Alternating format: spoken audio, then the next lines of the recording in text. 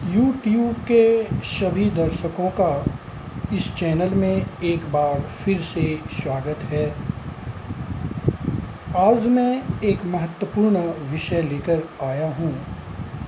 Corona काल है, जिसके कारण लोग कोरोना से प्रभावित हो जाते हैं और देखा जाता है कि उनमें ऑक्सीजन की कमी होने लगती है। लोग ऑक्सीमीटर लाकर ऑक्सीजन का चेक करते हैं, लेकिन उन्हें इस बात की जानकारी होनी चाहिए कि सिर्फ़ ऑक्सीजन चेक करना ही महत्वपूर्ण नहीं है, बल्कि उन्हें ऑक्सीजन को किस प्रकार से बढ़ाया जाए, इसके बारे में सोचना होगा।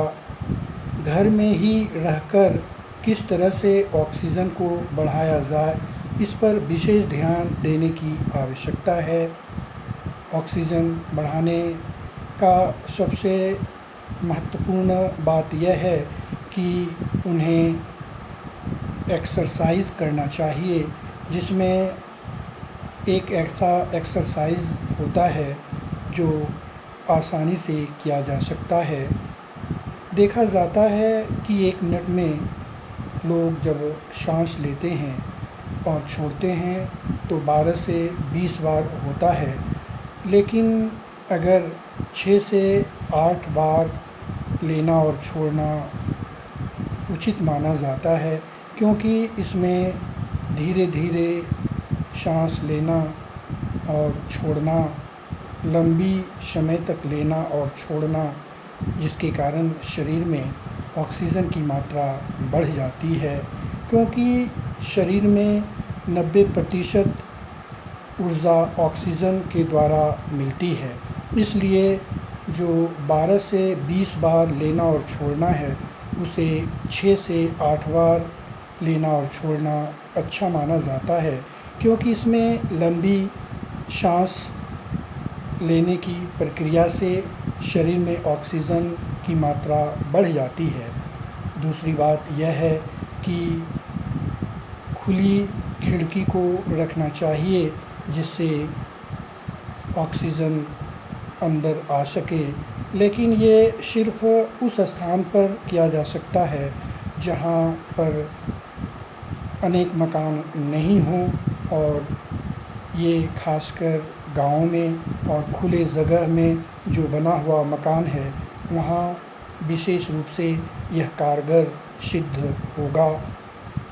दिल्ली, मुंबई, मद्रास में इस तरह की बात नहीं है, क्योंकि वहाँ पर बहुत ज़्यादा घनी आबादी होने के कारण स्थिति अच्छी नहीं होती है।